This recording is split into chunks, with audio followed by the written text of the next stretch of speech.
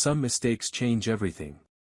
Zainab Okafor never believed in fate, until the night she walked into the wrong hotel room and found herself staring at a half-naked Korean man with a gun on his bedside table and dragon tattoos snaking up his ribs.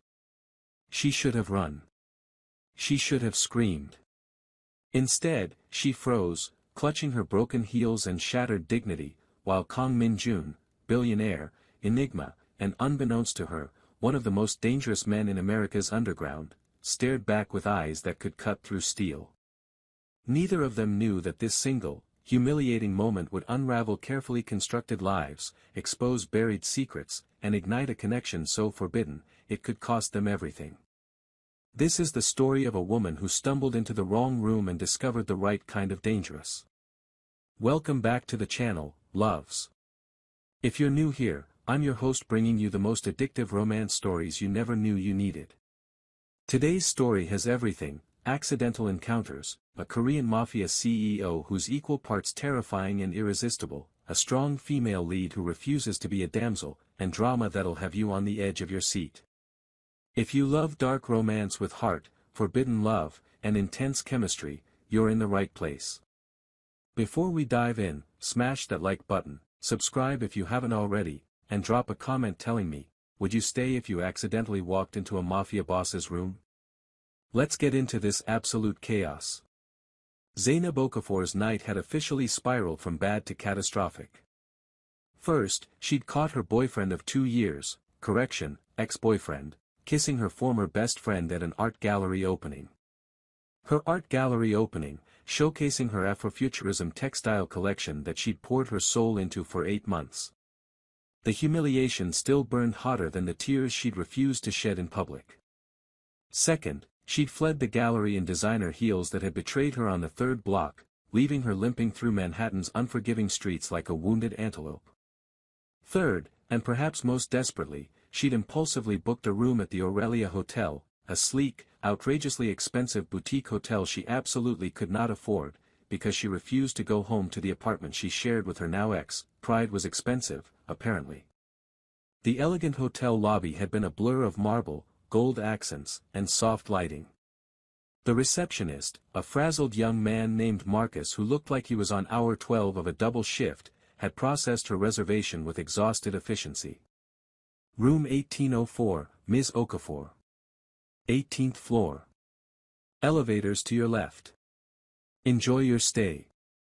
Zainab had barely registered his words, too focused on not crying in public and maintaining what remained of her dignity. She'd grabbed the key card, mumbled her thanks, and headed straight for the elevators. Now, standing outside room 1804 with her broken heels in one hand and her designer bag in the other, she slid the key card into the slot. The light flashed green. The lock clicked open. Thank God, she thought, pushing the door open. Finally, something goes right tonight. The suite was dark, illuminated only by the breathtaking New York skyline visible through floor-to-ceiling windows. Zainab stepped inside, letting the door click shut behind her. She dropped her bag and shoes, breathing in the subtle scent of expensive cologne and something else, sandalwood? Leather? Wait. Expensive cologne? Her suite shouldn't smell like anything yet. Before she could process this thought, a door to her left, the bathroom, swung open. Steam billowed out, and with it emerged a man, water droplets cascading down golden bronze skin stretched over lean, powerful muscle. A white towel hung dangerously low on narrow hips. Intricate black and gray dragon tattoos coiled up his ribs, across his chest, disappearing over his shoulder. And his face, God, his face, was the kind of beautiful that didn't seem entirely human. Sharp jawline, full lips, dark eyes currently widening in shock, and wet black hair falling across his forehead. They stared at each other. 1 second. 2. 3. Then Zainab screamed. "Who the hell are you?" she shrieked, stumbling backward into a console table. The man's shock transformed instantly into something colder, more dangerous. His hand moved with practiced speed toward the bedside table, where, oh dear God, a sleek black handgun rested next to a glass of whiskey. The better question, he said in accented English, voice low and controlled but radiating threat, is who the hell are you, and how did you get into my suite? His suite? Your suite? Zainab's voice pitched higher. This is my room. 1804. I have a key card. His eyes, dark, intense, and entirely unimpressed, narrowed. This is the penthouse suite. Room 1804 is 18 floors below us. The world tilted. 18 floors. Zainab's mind raced. But the receptionist said 18th floor. This is the 38th floor. Oh no. Zainab looked around the suite properly for the first time. It was massive. Opulent. With a grand piano in the corner, original artwork on the walls, and luxury that screamed money. Nothing like the standard room she'd booked. Nothing like what she could afford. I think there's been a mistake, she said weakly. Clearly. The man still hadn't moved away from his gun. His gaze traveled over her, torn stockings, rumpled designer dress, mascara probably smudged, hair escaping its carefully styled updo, and something in his expression shifted. Not softening, exactly, but calculating. You don't look like an assassin. An assassin? Zainab choked. What kind of life are you living where that's your first assumption? A ghost of dark amusement flickered across his features. The kind where people don't accidentally enter my private suite. Well, I'm not an assassin. I'm a textile designer who's had the worst night of her entire life, and apparently, it's still getting worse. The adrenaline was wearing off, and horror was setting in. Oh my God, I just barged into a stranger's hotel room while he was naked. This is. Not my first time, the man said dryly. Despite everything, Zainab's eyebrows shot up. Excuse me? People breaking into my space. He finally stepped away from the gun, apparently deciding she wasn't a threat. Which should have been reassuring, except now he was walking closer, all lethal grace and devastating looks, still wearing only that towel. Though usually they're more intentional. Well, this was extremely unintentional, I promise you. Zainab held up her hands. I'm going to back out of here very slowly, we can both pretend this never happened, and I'll go find my actual room. Wait. That single word stopped her mid-step. It wasn't loud, but it carried absolute authority. Zainab waited, heart hammering. The man studied her for a long moment, then moved to the hotel phone. He pressed a button, waited 2 seconds, then spoke in that same controlled voice. This is Suite 3800. We have a situation. Send your manager. Now. He hung up without waiting for a response. You didn't have to do that, Zainab protested. I'll just go. And tell them what? That their keycard system allowed you into a supposedly secure penthouse suite. His expression was unreadable. That's a security breach. A serious one. I don't want to get anyone in trouble. Someone made a mistake that could have been dangerous. His eyes locked on hers. For both of us. There was weight in those words, something that suggested danger wasn't hypothetical in his world. Before Zainab could respond, rapid knocking erupted on the door. Mr. Kong. Sir. This is manager Patricia Schultz. The man, Mr. Kong, apparently, gestured for Zainab to stay put, then moved to open the door. A woman in an immaculate suit practically tumbled in, followed by a security guard and the receptionist from downstairs, Marcus, who looked like he wanted to melt into the floor. Mr. Kong, I am profusely sorry for this disturbance, Manager Schultz began, then spotted Zainab and froze. Oh. Oh no. Your key card system, Mr. Kong said calmly, allowed this guest into my private suite. Marcus made a sound like a dying whale. I thought. Room 1804. But I encoded 3804. The numbers, oh God. Manager Schultz looked like she was calculating how much this would cost the hotel.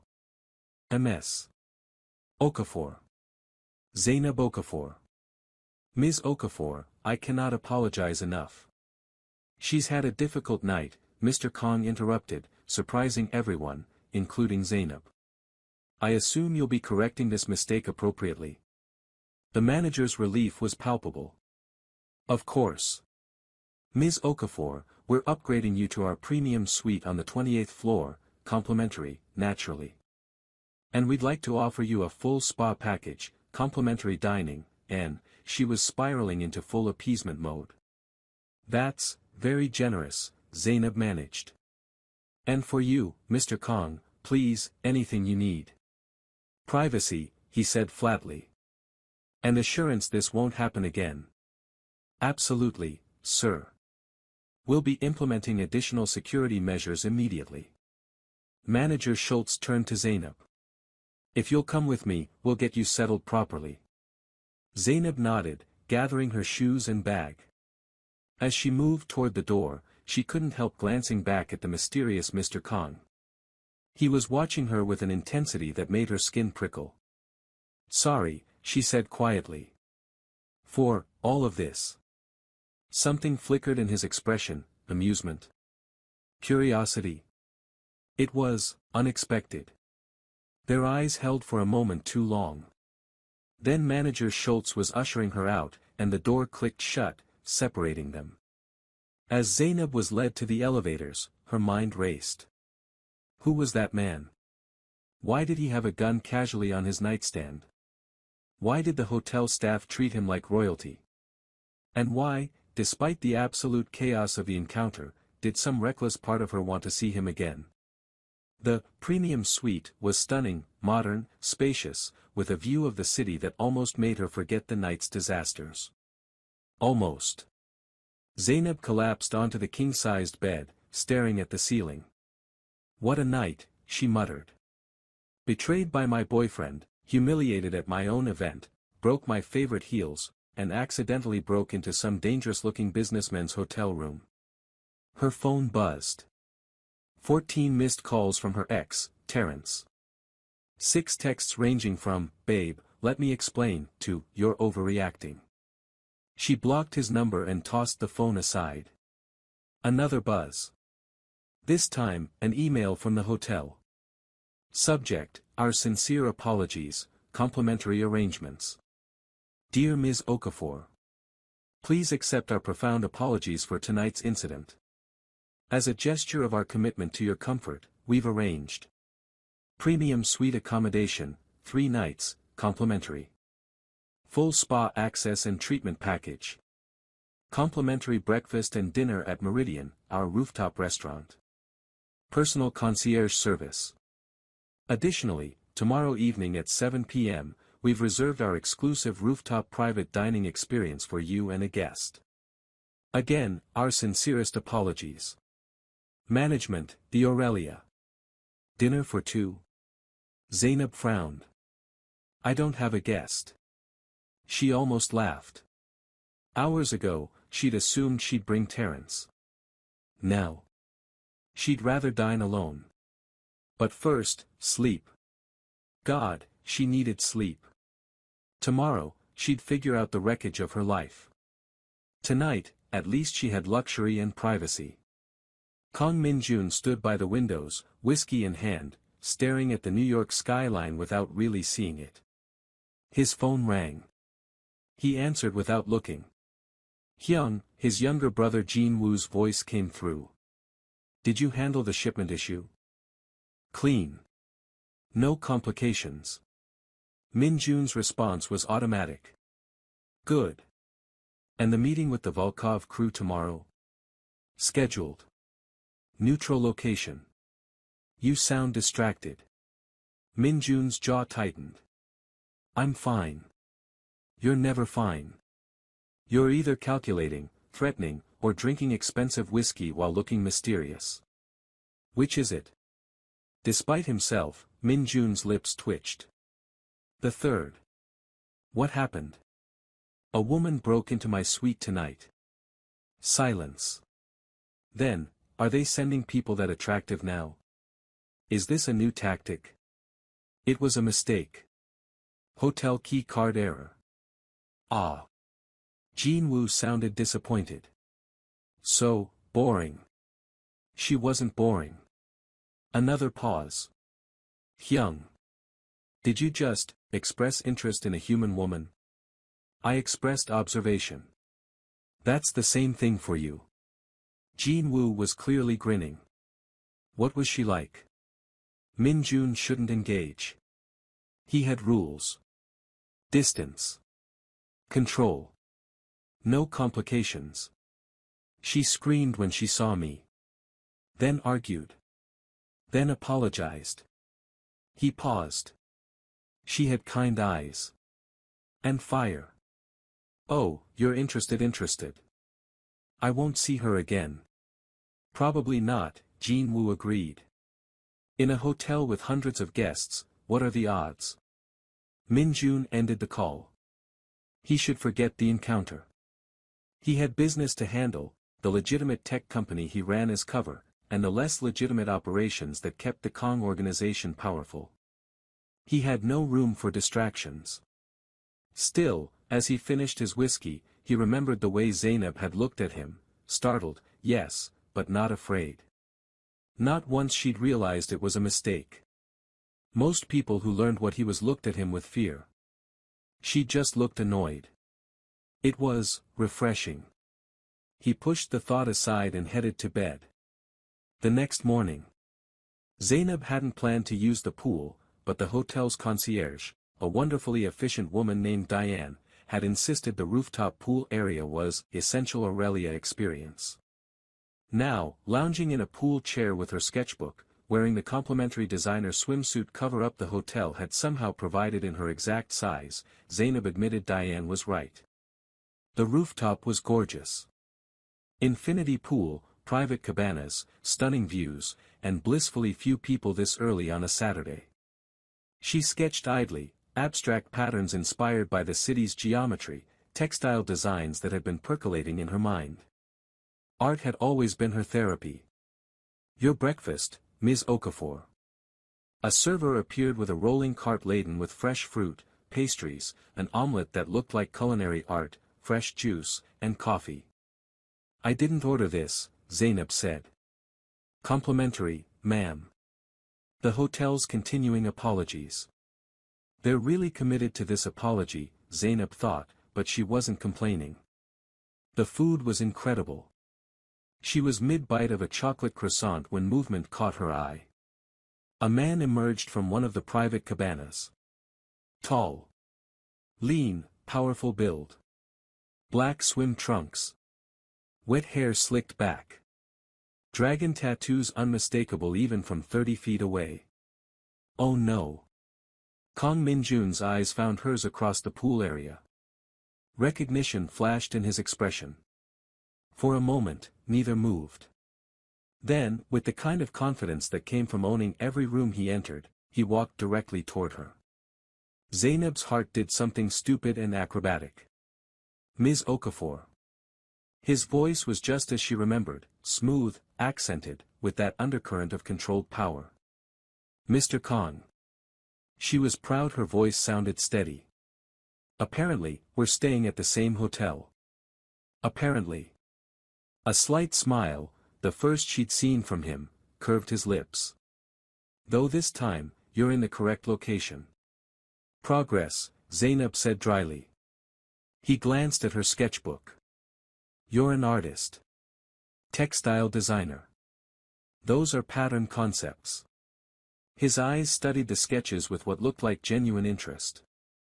They're good. Bold. Thank you. She wasn't sure how to navigate this conversation.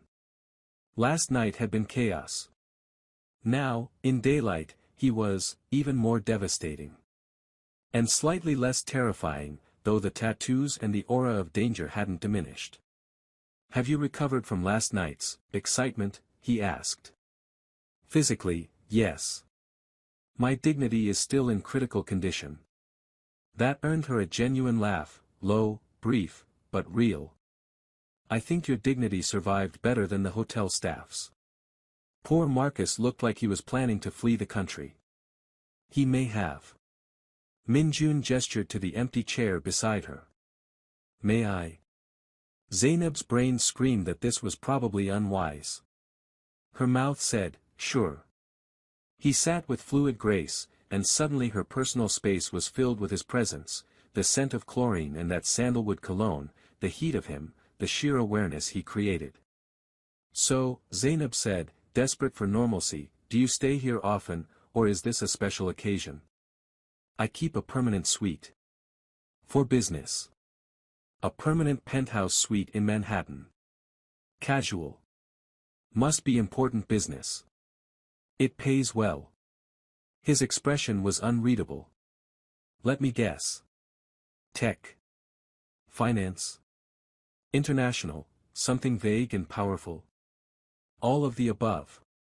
He tilted his head. You're observant. I'm nosy. There's a difference. Another smile. I appreciate honesty. They fell into surprisingly easy conversation, the kind that shouldn't work between strangers but somehow did. He asked about her work, she explained her Afrofuturism textile collection, the fusion of traditional African patterns with sci-fi aesthetics. He listened with focus that was both flattering and slightly intense. And the gallery opening? He asked. How did it go? Zainab's expression must have changed because his eyes sharpened. Ah, he said softly. That's connected to why you needed a hotel room last night. She shouldn't tell him. He was a stranger. A mysterious, possibly dangerous stranger. But maybe that's why it felt safe. My boyfriend, ex-boyfriend now, decided to publicly make out with my former best friend at my event. The words came out matter-of-fact. So I left. Minjun's expression darkened in a way that made him look genuinely dangerous. He sounds stupid. Oh. Anyone who would betray you at your own achievement celebration is profoundly stupid. He said it like objective fact. Warmth bloomed in Zainab's chest. Thank you. It's observation, not flattery. Still nice to hear. They sat in comfortable silence, watching the city. Can I ask you something? Zainab ventured. You can ask. Why did you have a gun on your nightstand? She felt him tense, just slightly. Protection, he said carefully. From what? His eyes met hers, and she saw calculation there, how much to reveal, how much to hide. I have competitors. Some less ethical than others. In the tech business, she asked skeptically. In all my businesses. The implication hung between them. Zainab should be scared. Should make an excuse and leave. Instead, she said, as long as you're not planning to use it on me, I suppose it's your business. Surprise flickered across his features. Then something that looked almost like respect. You're very calm about this. I grew up in Newark. I've seen guns before. She shrugged. Besides, if you wanted to hurt me, you had the opportunity last night. You just called the manager instead. Sound logic. I'm occasionally logical. Only occasionally. I did walk into a stranger's hotel room. Logic clearly isn't my strong suit. He laughed again, and Zainab realized she liked that sound. Liked the way his whole face changed when genuine amusement broke through that controlled exterior. Ms. Okafor. Zainab. Or Zai. Ms. Okafor makes me feel like I'm in trouble. Zainab, he corrected, and her name and his accent did something unfair to her pulse. Would you like to have dinner with me tonight? Her heart stopped. Dinner? The hotel offered me a complimentary rooftop dining experience. For two. I'm assuming you received the same. I did. It seems wasteful for us both to dine alone when we could make the evening more interesting. Interesting. That was one word for it. You want to have dinner with me? Zainab clarified. The woman who broke into your room and saw you naked? Perhaps because of that, not despite it. His smile was slight but deadly. You've already seen me at a disadvantage. It's novel. I can't tell if this is a terrible idea or just mildly inadvisable. Probably both. All right then. Zainab heard herself say. Dinner. But I'm choosing my own wine. I wouldn't expect anything less. Okay, can we just pause for a second? Zai just agreed to have dinner with a mysterious Korean businessman who has guns and tattoos and danger literally written all over him. Is this smart? Absolutely not. Is it exciting? 100%. If you're loving this story so far, do me a huge favor, hit that like button and subscribe if you haven't already. Drop a comment telling me, Team, this dinner is a bad idea, or Team, live dangerously, Zai. Let's see where this goes. Also, I'm dropping a poll in the community tab after this. Should I do a part 2? Let me know. Now, back to the story because this dinner is about to get spicy. Zainab had changed 3 times before settling on a midnight blue wrap dress that hugged her curves elegantly and brought out the warmth of her dark skin. Her natural hair was styled in defined curls swept to one side. Minimal jewelry, gold hoops and a delicate necklace. Confident. Beautiful. But not trying too hard. It's just dinner, she told herself. With a mysterious possibly dangerous businessman who makes your knees weak. Just dinner. The private dining section of Meridian was breathtaking. String lights, soft jazz playing from hidden speakers, white-clothed tables, and panoramic views of the city as sunset painted the sky in purples and golds. Min-jun was already there. He stood when she approached, and Zainab's breath caught. Charcoal gray suit, tailored perfectly. White shirt, top button undone. Hair styled back. He looked like he'd walked out of a luxury magazine, beautiful, dangerous, and entirely too compelling. Zainab. Her name again, in that voice. Min-jun. Two could play that game. His eyes warmed with approval as he took her in. You look stunning. You clean up well yourself. Less towel, more suit. He laughed, that low, genuine sound. I make an effort. He pulled out her chair, and she sat, hyper-aware of his proximity. A server appeared immediately, pouring water and presenting menus. The chef has prepared several options for the tasting menu, or you may order à la carte, the server explained. Tasting menu, Min-jun said, looking at Zainab for confirmation. Adventure. I like it. The server smiled and departed. So, Zainab said, settling in. Do you do this often?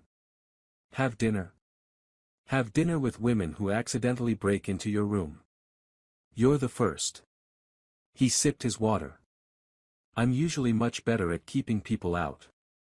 Sorry to ruin your security record. I'm finding I don't mind. The way he looked at her when he said it made her skin warm. The first course arrived, delicate scallops with citrus foam. As they ate, conversation flowed with surprising ease. They talked about New York, about favorite places in the city. Min-jun had been in the US for 5 years, splitting time between New York, Los Angeles, and Seoul. Do you miss Korea? Zainab asked. Sometimes. Family is there. History. His expression grew distant. But business keeps me here. The vague, important business. Exactly. Are you ever going to tell me what you actually do? He considered her. I run a tech company, security software, data protection. We work with corporations, some government contracts. That sounds legitimate and boring. It's very legitimate. The way he said it suggested there was an incoming. Zainab waited. I also manage other interests. Imports, exports. Connections between international parties who need discretion. That sounds less legitimate and more interesting. It's complicated. Illegal? He held her gaze. Sometimes the law is flexible. She should be alarmed. Should make an excuse and leave. Instead, she said, as long as you're not hurting people. I have rules. Lines I don't cross. His voice was firm. Human trafficking, drugs that destroy lives, violence against innocence, never. But business that operates in gray areas? Yes. It was honest. Probably more honest than she deserved. Thank you for telling me, Zainab said quietly. You asked. I don't lie. Never. Not to people I respect. The second course arrived, short rib with truffle reduction. The food was exquisite, but Zainab barely tasted it. She was too focused on the man across from her. Your turn, Minjun said. Tell me something real. Like what? Why textiles? Why Afrofuturism? Zainab set down her fork. My grandmother was a weaver in Nigeria. Also oak cloth, traditional Yoruba fabric. When she came to the US, she couldn't practice her craft the same way. Too expensive, no market for it. Minjun listened intently.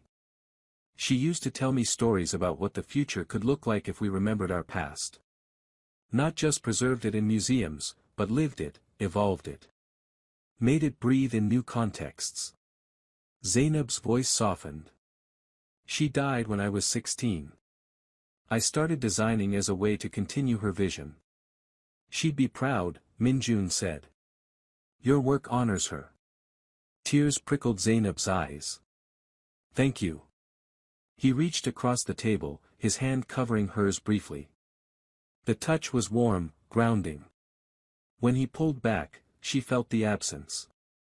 The third course, fourth, fifth, the meal continued as they talked about everything and nothing. Music they loved. Books they'd read. Childhood memories. Dreams. Minjun was funny, she discovered, dry humor that caught her off guard and made her laugh genuinely for the first time since the disaster at the gallery. As dessert arrived, chocolate lava cake with raspberry coulis, Zainab realized she didn't want the evening to end. Can I ask you something potentially invasive? Minjun said. After I broke into your room, I think we're past boundaries. Fair point. He paused. Your ex-boyfriend. Are you over him? Zainab considered the question seriously. I think I'm more hurt by the betrayal than heartbroken over losing him. Does that make sense? Perfect sense. I think I've been ignoring red flags for months. Last night just forced me to see what was already true. Which was? That I deserved better. That I'd been settling because it felt safer than being alone. Minjun's eyes were intense. You shouldn't settle. Not for anything. Speaking from experience. Always. The server appeared one last time. Can I offer coffee? Cordials. Coffee, Zainab said. Same. As the server left, comfortable silence settled between them. This was nice, Zainab said. Unexpectedly nice. Unexpectedly, Minjun agreed. I don't usually do this. Connect with people outside my world. What world is that? He smiled, but it was edged with something darker. One with very specific rules and very high stakes. Sounds lonely. It is. The admission seemed to surprise him. Their coffee arrived. As Zainab sipped, she felt the weight of the evening, the chemistry, the connection, the impossible timing of all this. What happens now? She asked. What do you want to happen? Dangerous question. I don't know, she admitted. This is complicated. You're complicated. Yes. I just got out of a relationship. My life is a mess. And you're clearly involved in things that are way beyond my regular world. All true. But I like you. I like talking to you. I feel like I can breathe around you in a way I haven't in months. His expression softened. I feel the same. So what do we do? Min-jun was quiet for a long moment. I leave for Seoul in 3 days. I'll be gone for 2 weeks. Disappointment crashed through her. But, he continued, I'd like to see you again. Tomorrow. If you're willing. Willing to what? Spend the day with me. Let me show you my favorite parts of the city. It was reckless. Probably stupid. Definitely complicated. Okay, Zainab said. His smile was brilliant. Okay. The next day. Min-jun picked Zainab up at noon in a sleek black car driven by a silent, professional driver. Very mysterious billionaire of you, Zainab teased as she slid in. I have an image to maintain. Their first stop was a tiny Korean restaurant in Koreatown, not the trendy, Instagram-famous kind, but a cramped, family-owned place with plastic chairs and food that smelled incredible. Best kimchi jjigae in New York, Min-jun declared. He was right. The spicy stew was perfection. They ate side by side at the counter, shoulders occasionally brushing, and Zainab watched him relax in a way he hadn't at the fancy hotel restaurant. Here, he joked with the elderly owner in rapid Korean, laughed freely, and looked younger. You're different here, she observed.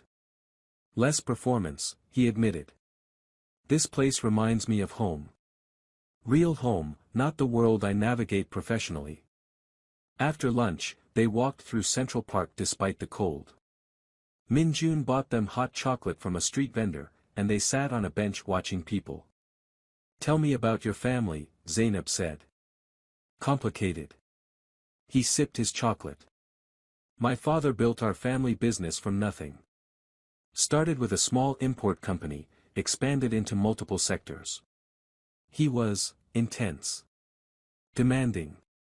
Was. He died 4 years ago. Heart attack. I'm sorry.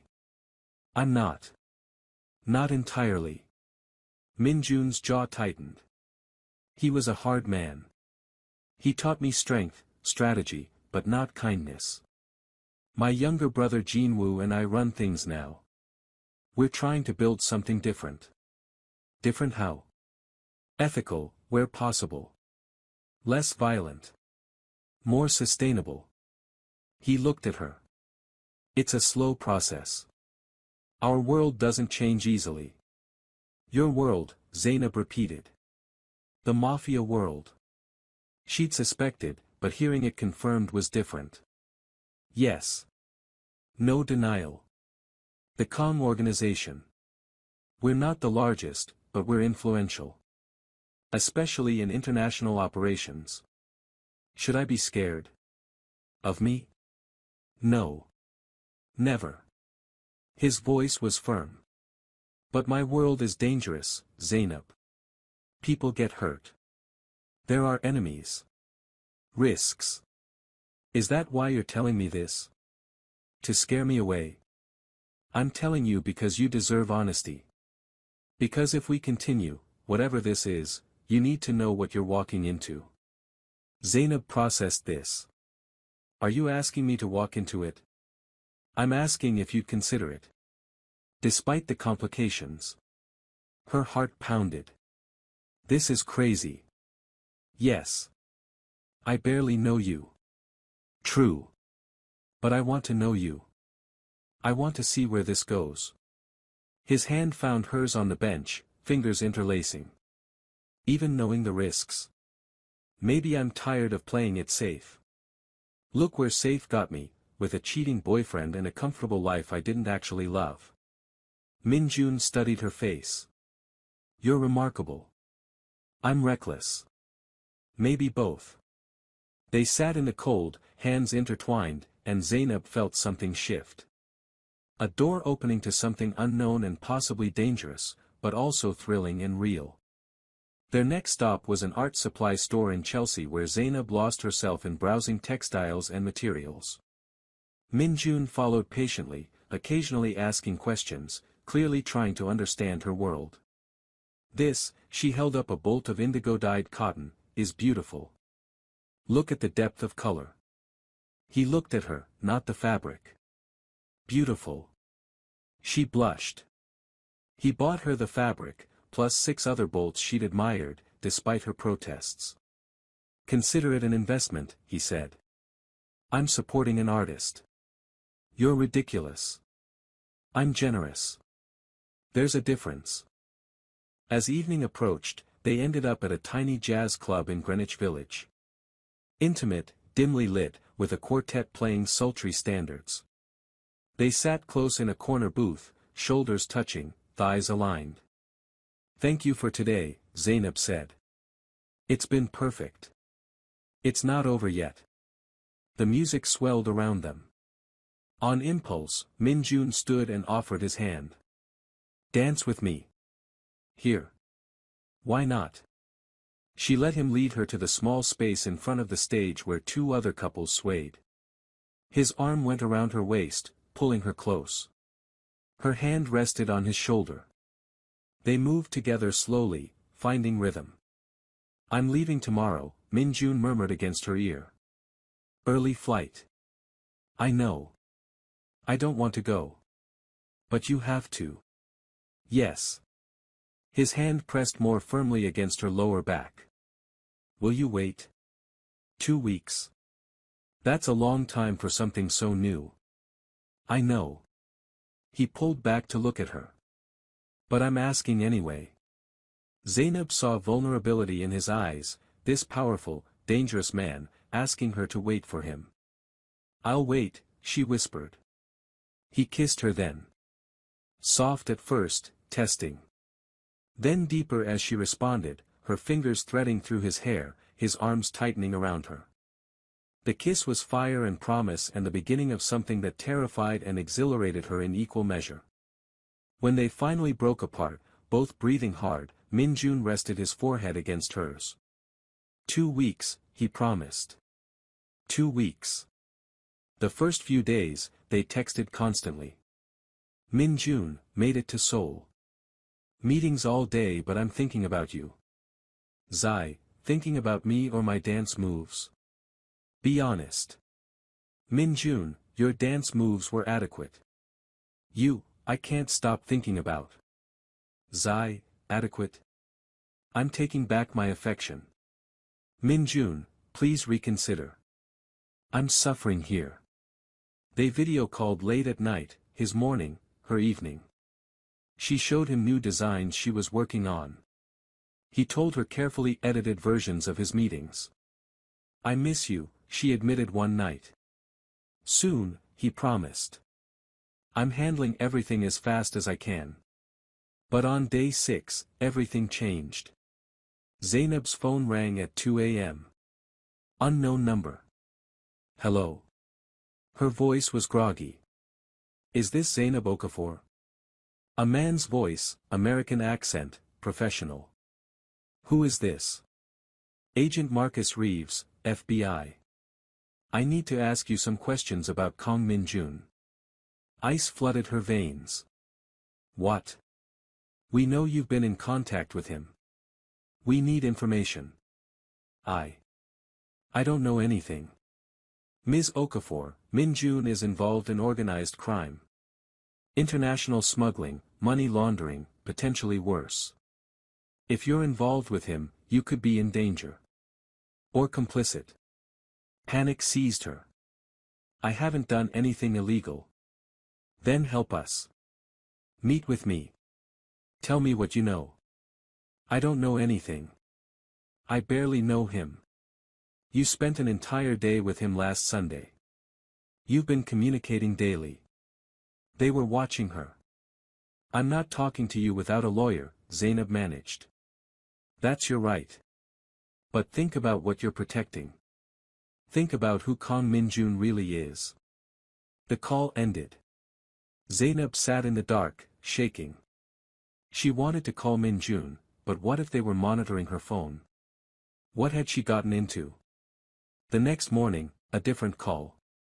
This one from Jin Woo, Min-jun's brother. Zainab? It's Jin Woo. Don't panic, but you need to be careful. What's happening? The FBI is investigating our operations. They may try to use you to get information about Min Jun. They already contacted me. Last night. Jin Woo cursed in Korean. Did you tell them anything? No. I don't know anything to tell. Good. Keep it that way. Don't meet with them. Don't answer questions. I'm sending someone to watch your apartment, keep you safe. Safe from what? The FBI isn't your only problem. Word got out that Min Jun is close to you. Some of his enemies might see you as leverage. Terror crystallized in her gut. This is insane. I know. I'm sorry. Min Jun is trying to get back early, but he's handling a situation here. In the meantime, you have protection. I didn't sign up for this. I know, Jin Woo said gently. And if you want out, we'll make sure you're safe and this ends. No judgment. But if you want to stay, we protect our own. Zainab's hands shook. I need to think. Of course. Call this number if you need anything. Anything at all. The call ended. For hours, Zainab sat in her apartment, her regular apartment, not the hotel, trying to process. The FBI thought Min Jun was a criminal. He basically was. But he'd been honest with her about it. His enemies might come after her. That was terrifying. But he'd sent protection. His brother had called personally to check on her. And despite the fear, despite the insanity, she found she wasn't ready to walk away. Maybe she was stupid. Maybe this was the worst decision of her life. But she'd meant it when she said she was tired of playing it safe. She called Jin Woo back. I'm staying. Are you sure? No. But I'm doing it anyway. She heard the smile in his voice. Min Jun chose well. I'll keep you updated. Min Jun returned on day 13, not 14. He showed up at Zainab's apartment at midnight, slightly disheveled, eyes intense. Are you okay?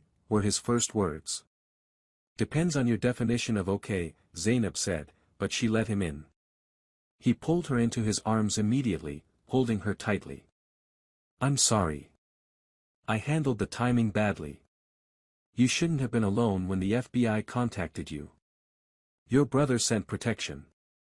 It's not the same. He pulled back, cupping her face. Are you safe? Did they hurt you? Threaten you? Just scared me with phone calls and warnings about you. All true warnings, probably. Probably. He searched her eyes. You can still walk away. I'll make sure you're safe, that this doesn't touch you again. Is that what you want? God, no. The admission was raw. But it's what might be best for you. Zainab took a breath. I talked to my sister. Told her everything, well, an edited version. She thinks I'm insane. Smart woman. But she also said that she's never heard me talk about anyone the way I talk about you. That I sound alive again. Min Jun's thumb brushed her cheek. I'm not built for safe and boring, Zainab continued. I thought I was. But safe and boring gave me Terrence and a life I was settling for. You're dangerous and complicated and probably a terrible idea. Definitely a terrible idea. But you're also honest and kind when you don't have to be, and you make me feel seen in a way I've never felt before. She looked up at him. So I'm choosing the terrible idea. Zainab.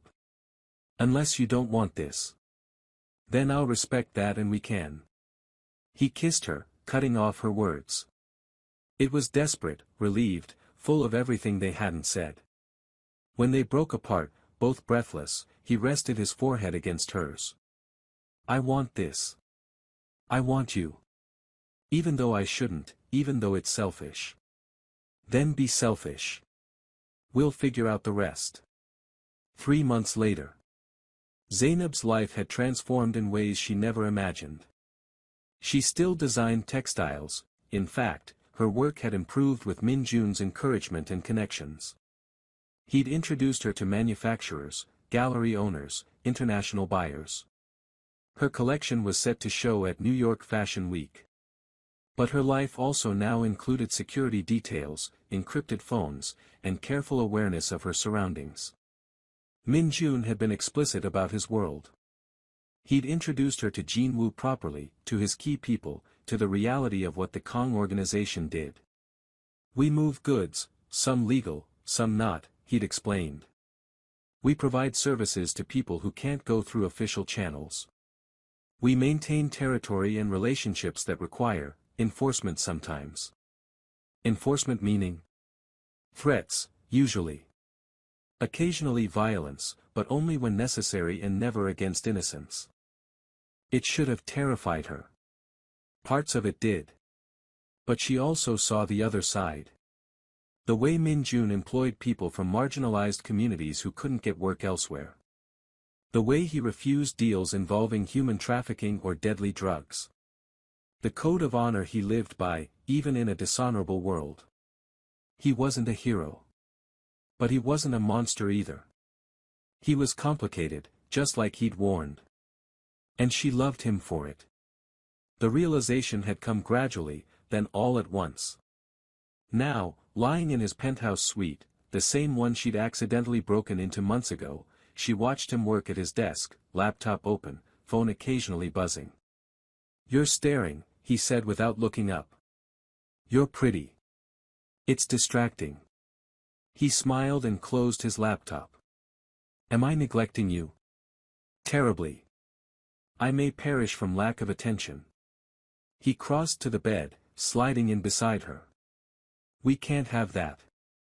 She curled into his side, his arm coming around her. This had become home, not the suite, but this feeling. This person. Jin Woo called earlier, Min Jun said. "The FBI investigation is stalling. They don't have enough evidence." "Is that good?" "For now. They'll keep watching, but we've been careful." "We," Zainab repeated. "I'm part of we now. If you want to be." She tilted her head to look at him. "Are you asking me something?" His expression was serious. "I'm asking if you'll stay. Officially. Not just dating, but in my life. My real life. Your dangerous, complicated life." "Yes. The life where the FBI watches and enemies exist and nothing is ever fully safe." "Yes." She pretended to consider. "Will there be more rooftop dinners?" "As many as you want." "And you'll support my art career?" "Unequivocally." "And you'll love me even when I'm difficult and stubborn?" His eyes softened. "Especially then." "Then yes. I'll stay." He kissed her, soft and deep and full of promise. When they broke apart, she said, "I love you, you know. Even though you're a criminal. I love you too. Even though you broke into my room and ruined my carefully ordered life. Best mistake I ever made." Agreed. Outside, New York glittered in the darkness. Inside, two people who should never have met held each other and built something impossibly beautiful from chaos. It wasn't a fairy tale. There would be challenges, legal trouble, dangerous situations, moral complications. But it was real, and it was theirs, and that was enough. 1 year later. "You booked this room?" Zainab laughed as Min Jun opened the door to Suite 1804, the room she was originally supposed to have that fateful night. "I thought it was poetic," Min Jun said, pulling her inside. The hotel had decorated it with roses, champagne chilling in a bucket, city views just as beautiful as she remembered. "To mistakes," Min Jun said, pouring champagne. "To wrong rooms," Zainab added. "To finding exactly what we weren't looking for." They clinked glasses. Later, curled together on the bed, Zainab traced the dragon tattoo on his ribs. "Do you ever regret it?" she asked. Getting involved with someone outside your world. Never. You. Sometimes I can't believe this is my life. That I'm in love with a Korean Mafia boss, showing my work internationally, living this impossible story. If it helps, I can't believe a beautiful, brilliant woman broke into my room and decided I was worth the chaos. Worth it, she confirmed, kissing him. Her phone buzzed. A text from her sister, "How's the anniversary? Still alive? Still in love with your criminal boyfriend?" Zainab smiled and typed back, "Alive, in love, and living my best complicated life." Outside, the city that had witnessed their beginning continued its endless rhythm. Inside, Zainab Okafor and Kang Min-jun, the textile designer and the Mafia CEO, the woman who entered the wrong room and the man who'd been waiting for the right person, held each other and knew they were exactly where they were meant to be. Wrong room. Right person. Best mistake ever made. And that, my loves, is how you turn a hotel room mistake into the love story of a lifetime. Can we just appreciate Zai's character growth? From heartbroken and lost to confident, in love, and living on her own terms. And Min-jun. A mafia boss who's actually honorable and supportive. Chef's kiss. If you love this story, please hit that like button and subscribe for more dark romance, mafia love stories, and strong female leads getting their happily ever afters. Drop a comment telling me, would you take the risk for love like Zai did? Or would you run the other direction? Also, let me know if you want a part 2 following their life together, maybe a wedding. Dealing with FBI. More drama with rivals. I'm here for whatever you want. Check out the channel in the description for more stories like this. Until next time, keep believing in love, keep taking chances, and keep choosing the people who make you feel alive. I'll see you in the next story. Stay beautiful, stay bold, and stay subscribed.